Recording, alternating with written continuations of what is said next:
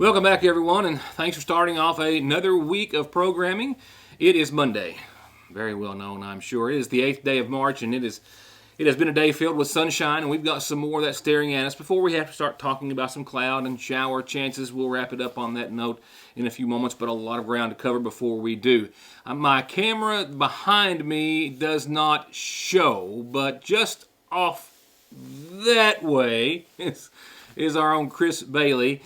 WKYT Chris Bailey, who, as I and Jane Higgins of the Bluegrass Community Foundation told you on Friday, is here, part of a live telethon raising funds for flood relief. And I'll talk with him, and he will talk with you in just a few moments, and promoting that, which starts at 7 o'clock this evening. So look for that. A whole lot of other news to cover. It's a monumental day of news coverage, and more so for the lack of it, because since I saw you last, we've marked 1 year of the pandemic. A year. I don't want to say a year taken, but in a lot of ways, a year taken from us. Nevertheless, numbers today take us back 6 months in the pandemic. That's how good they are. And we'll have our first Magoffin County update for you for the past couple of weeks, as of course the flooding and the ice storm and everything has taken center stage news-wise. All of that in just a few moments. A couple of headlines before we get to that, and some basketball highlights for you, and an update on the district tournament, a change in the schedule. We'll begin, however, with a report on a former Paintsville doctor who, as I formerly reported, had pled guilty to federal drug charges in federal court in Pikeville. His sentencing was set for later on in April. However, on Friday, he was sentenced to almost 2 years in federal prison.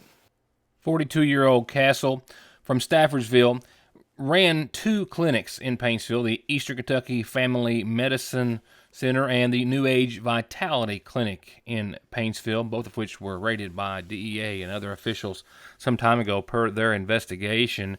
Back in January, he pleaded guilty to improperly prescribing fentanyl to patients on at least 8 different times, this between August the 13th of 2020 and October the 15th of that same year. It was an 8-count indictment that was returned in his name for distribution of the drug. He was charged on January the 8th and actually entered a guilty plea on that same day. During his sentencing on Friday, he was sentenced by a federal judge to 22 months. And he also faced up to 20 years in prison and up to $1 million in fines. Other sentencing guidelines have not been made available as of yet in regards to any restitution or parole sentencing thereafter. In other headlines tonight, this was the scene as was captured by members of the W.R. Castle Fire and Rescue Department after they responded to a structure fire about 2:30 yesterday morning, after extinguishing the flames of which they found a man's body inside. The 911 call sent W.R. Castle and other first responders to Route 201 to this mobile home. They say that it was engulfed in flames upon their arrival and that they were able to beat those flames back, but not before the home was essentially completely destroyed. And at the time, they were unsure of the whereabouts of the resident. However, it was confirmed that he was the one who was found inside. The body has been sent to the state medical examiner's office for an autopsy. Nevertheless, after getting the fire back under control and out, it was determined that 61-year-old Ralph David Blakeman's body was inside and that he had died as a result of the fire, it does appear. There is an investigation ongoing into the cause of the fire, but right now they say that there is no foul play suspected. Mr. Blakeman's body was found in the front room of the mobile home. When we come back, your local and state COVID updates. A lot of good news therein, a year in to the pandemic. I'll be right back. Go with All Pro, and you'll always get a perfectly finished project backed by decades of experience and thousands of satisfied customers. Always with the best prices on everything from small to large remodels, bathrooms to kitchens to entire homes, or turnkey new construction on everything from garages, homes to retail space. And seamless gutters too. And All Pro still offers 0% financing for up to 18 months and long-term low interest rates on those big projects. For an estimate, call this family-owned business today. Being Sayersville's oldest continuous business is not Fraser's Prater Drug's most important legacy. It's the care and attention they devote to every single customer. And that, combined with quick and convenient curbside service at the front and rear entrances, makes for getting your medications simply and safely. And calling ahead makes it even faster. Fraser's Prater Drug Store's curbside and in-store service, open Monday through Friday, 9 until 6. From birthdays to ball games and anything in between, feed your crowd with a Sayersville Lee's Famous Recipe party platter piled high with both hot and spicy and crispy buffalo wings, fried pickles, jumbo breast strips, mini corn dogs, and jalapeno poppers, all for just $36.99. And here's a little tip. Always get extra mini corn dogs when you get the party platter at your Sayersville Lee's Famous Recipe. And remember, you can always call ahead 349-3626. Let's go ahead and begin with our local COVID update at this point. Got word today from our Public Health Director of the McGoffin County Health Department, Pete Shepard, that the Pikeville Medical Center is downsizing its COVID unit. That is a good sign, as is numbers we are seeing here locally. One positive case today in McGoffin County, and while we haven't had an update for several days, about 2 weeks now, due to all the weather happenings, we have been averaging right around one case per day. Yes, we knew over the last 2 or 3 weeks we've been down to like averaging 1 or 2 a day. And I think over the last week we're averaging like 1.1 positive case a day, which is great. And we haven't had double digits in about 4 or 5 weeks. So I think it's on the downturn right now. I don't know what to attribute to some of to the weather. We've had so much bad weather in the past 2 or 3 weeks, or if it's just maybe the vaccines are starting to take effect. I know most of the counties have got all their 70 and over done. All their medical personnel done. They're working on 60 and over, and even some of them's on the under 60. So a lot of things are happening, but it really looks like we're on the downturn with this thing. On the subject of vaccine, where is the health department now? We're still giving prime doses, which is the first dose. We're finishing up this week with some secondary doses, but after tomorrow we won't be getting any more doses this week. We were supposed to got another 100, but that hasn't showed up. So anybody that had an appointment Wednesday, we're having to reschedule or send them to the Floyd County Health Department, who's got all kinds of doses extra. They'll take anybody from McGoffin County. You just have to call over there and tell them you're from McGoffin and tell them the health director sent you over there, and they'll put you on their list and get you in. They're giving vaccines on Wednesdays and Fridays. You say anyone. Is that anyone over 18? Anyone over 18. Wow. Are you hopeful that you're going to be getting some more? It's just an unknown right now for the McGoffin County Health Department, or just unknown? I was supposed to get 100 every week, but I don't know why we didn't get. We're hoping maybe that it's just a glitch, and we're going to get 100 sometimes in the rest of the week, maybe Wednesday. Sometimes they come a little late, but we haven't been able to trace it down or get any confirmation from the state when we're going to get it. But I was hoping to get another 100 doses today, or tomorrow, and be able to give another 100 prime doses this week. But right now, that's not happening. It's hard to imagine, Pete. We're sitting here since you and I had our last update, certainly, and since, essentially my last show on Friday. It's been 1 year. 1 year that we've been in this pandemic. Yeah. It's amazing. We went so long without any cases, too, in McGoffin County, and then all of a sudden it hit us, and it was like a firestorm, and now we're back a year later, and it just seems like it's yesterday that we got that it started, and then it just, like yesterday, we got our first case, but the health department, my personnel has done great. I think mostly the people have, heeded the warnings and wore the mask, done the social distancing. I think it's paying off now. I really do. I think it's we're on the downswing, and I hope this thing we can get a handle on it. And state numbers today also following the same trend as they have now for weeks. It's essentially been 8 straight weeks of declining COVID-19 cases in the Commonwealth as a whole. Today's numbers, the lowest daily COVID case count that we have had in 6 months. In that vein, today's report is one of the better ones we've had. Today we're reporting just 331 new cases of COVID-19. That is the lowest since September 14th. Everything's down. Kentuckians currently hospitalized due to COVID, 539. Currently in the ICU, 161. Currently on a ventilator due to COVID, 82. Our positivity rate today down to 4.06%. We want to see that continue to decrease as well. We're reporting 10 new deaths today. A 76-year-old man from Boone County, 2 men from Fayette County, ages 74 and 93, a 66-year-old man from Franklin County, an 80-year-old woman from Harrison County, 62-year-old man from Henderson, 2 men from Jefferson, ages 83 and 84, a woman from Logan, age 63, and a 73-year-old man from Muhlenberg. And just take a look at this. All of the beautiful yellow, even some green, and a lot of orange as well. I counted it twice. Only 15 Kentucky counties in the red or critical zone, none surrounding Magoffin County. Lawrence County still at 27, but they should be below that critical mark very, very soon. And Magoffin County reflecting that 1 case average per day at 1.2.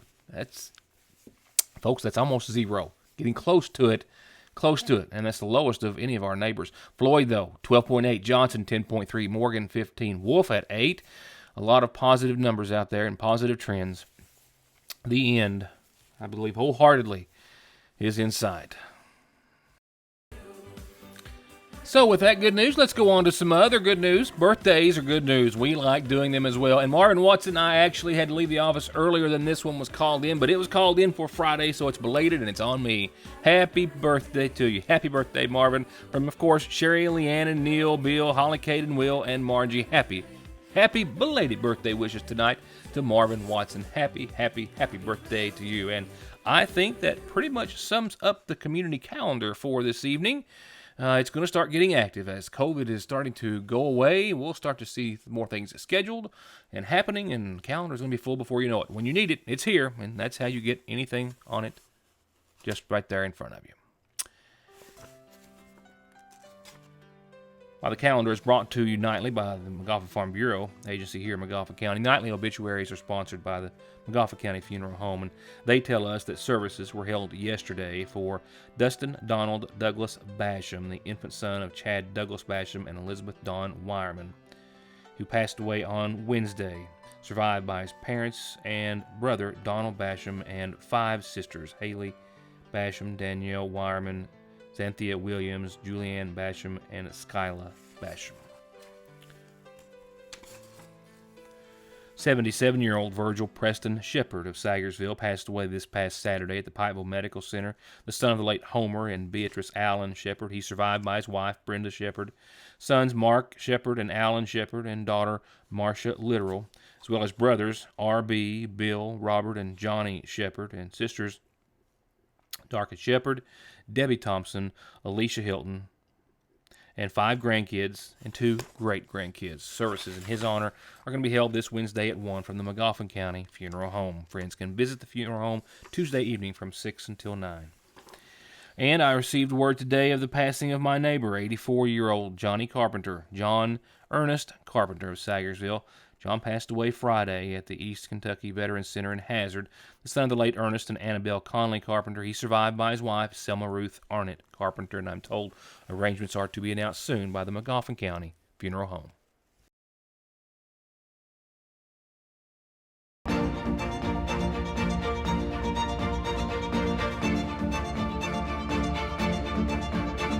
I'm Dr. Jason Zimmerman at Highlands ARH, the healthcare system of Appalachia. Spring is always the time for new beginnings and redecorating, or at least adding a few new favorite pieces to your home decor.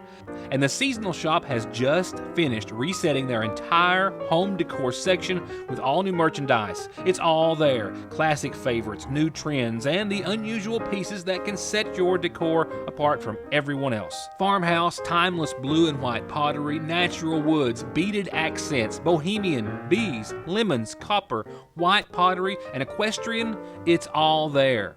And it's all there with local delivery, layaway, and curbside pickup. It's the only place like it. The Seasonal Shop in downtown Sagersville. Jesse Rudd and his staff at Parkway Pharmacy are proud to announce the newest member of their team, and yours, pharmacist Dustin Jones, who's actually the grandson of Janet and the late Paul Jones of Dixie in Salyersville. And his addition of over 12 years of experience in inpatient and outpatient services gives you unmatched availability and care when it comes to your health and medication. Parkway Pharmacy, where you can always talk to a pharmacist when you need one.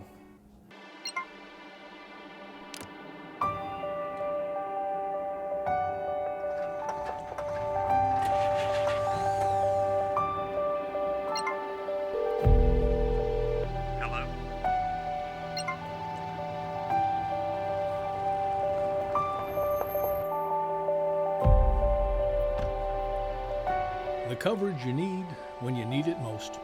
We are you. We are Appalachian Wireless.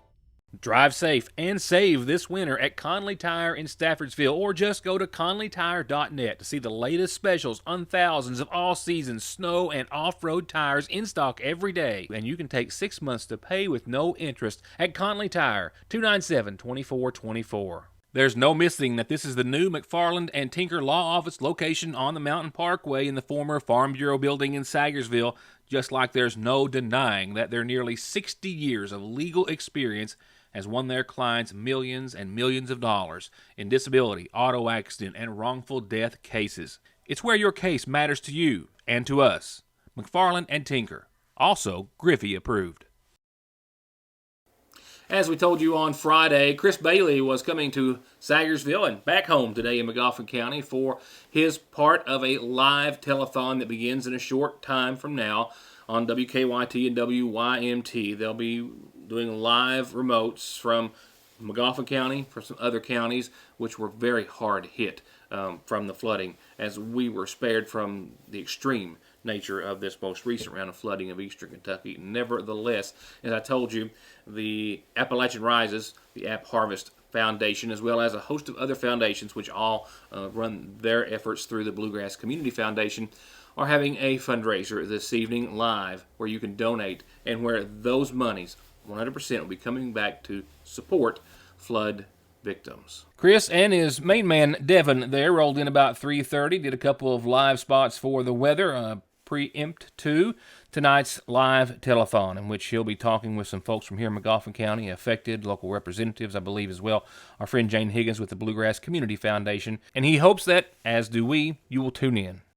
Yeah, we got our telethon starting at 7 o'clock on WKYT, WYMT, and that's going to go through 8 o'clock. But phone lines are open. You can call. You can see it on the screen right now on WKYT or WYMT. And then through the 8 o'clock hour, we've got everybody that is going to be staffed to take your calls. But online, which you can see on the screen, you can have all the information there. You can just go in there to donate as well. And the cool thing about this is that as we partner with App Harvest and several others, every dollar stays in Kentucky.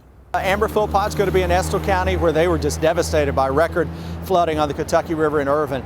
I'm going to be here in Salyersville with a couple of live hits. We're going to talk to Judge Executive Matt Wireman, and we're going to talk to some folks that were hard hit by the flooding here. And we just want to get the word out and put some faces on this tragic event that unfolded here a little over a week ago with the flooding, because it wasn't just here in Salyersville, it was all over. But given this is my hometown, I want to come back here and spotlight the people who are in need here. Again, that starts at 7, so you've got plenty of time to catch the rest of this show.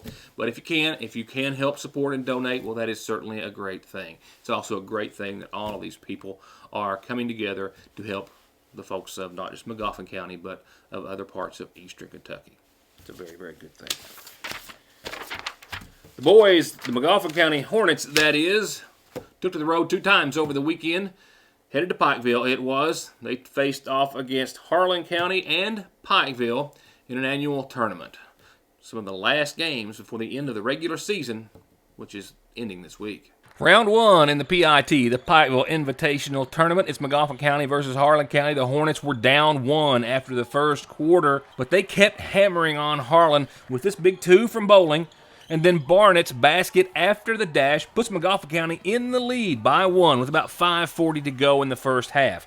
And that first half ended on a high note with a high one from about 25 feet from Barnett to lead by 2 at the halftime buzzer. And the Hornets were still in the hunt with Salyer's three right here at the end of the third quarter, but the threes started raining down from the sky on Magoffin County, courtesy of Harlan County. And in a flash, Harlan was up 9, 12, 15, 17.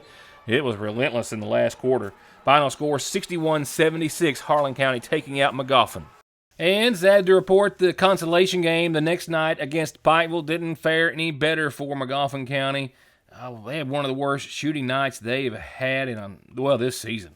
37-61 was a result, your final score. So the boys are at 10-11 right now after a weekend at Pikeville. And, of course, they've wrapped up their district play at 2-4. And they're waiting to see the outcome of tonight's Martin and Paintsville game to see who they're going to face in the 57th District Tournament. I'll have those pairings for you tomorrow after tonight's game. The boys are hosting Pike Central tomorrow night at 7:30. And as of right now, the 12th, which is Friday night, looks to be the last game of their regular season schedule. And that's a road game. 2 more games right now before the district tournament. That's where it stands, unless there are any changes. As for the Lady Hornets, real quickly, a forfeit against Johnson Central. Not sure what happened there, but that gave Central the win, and it puts the Lady Hornets right now at 5-19. That as well gives them 2 games. They're hosting Prestonsburg, looks like day after tomorrow, Wednesday night at 7. Now, as for the 57th District Tournament, it is, as we've been telling you, being hosted here at Magoffin County this year. And, of course, in this week's edition of the Sayersville Independent, a district write-up, a full section on everything district tournament-wise that you will need to know and want to see. Now, there has been a schedule change. The 57th District Tournament will actually start this coming Sunday. That will be so they can have 1 game per night per COVID instead of having 2 on at least one night or 2. So games Sunday, Monday, Tuesday, Wednesday, Thursday, Friday. And right now, as we know, for the boys bracket, as we told you, I think a minute ago as I did, the Johnson Central High School boys are the number 1 seed. And right now we're waiting to see the outcome of tonight's Martin County and Paintsville High School game. If Paintsville wins that one, they're going to be the number 2 seed. If they lose, it's a 3-way tie for number 2, and then everybody's waiting to see who draws and has to go up against Central in the first round. Nobody wants to do it. Nobody, because that's just pretty much essentially writing you out of the region. Maybe not, but Central has, proven it hard for anyone to get around, and no one has here in the 57th District this season. With that said, here's your weather forecast. No getting around. Some beautiful weather tomorrow. Mid-60s again. Upper 60s Wednesday. Upper 60s Thursday. Yes, continued signs, not just the calendar, but Mother Nature as well, telling us that indeed there's going to be a spring, and it's getting closer by the day, and it's going to be spring-like this week. Glad to tell you that we're, out of the 20s for nighttime lows tonight. We've had some cold mornings as of late, but tonight, 31, close to freezing, a little bit below. Clear skies and a calm wind for your Tuesday, a beautiful day in the neighborhood. We'll hit mid-60s again, mostly sunny skies. Nighttime lows will increase for the next few nights. Check that out. Close to 40 tomorrow night. That's much better. Mostly clear skies for midweek.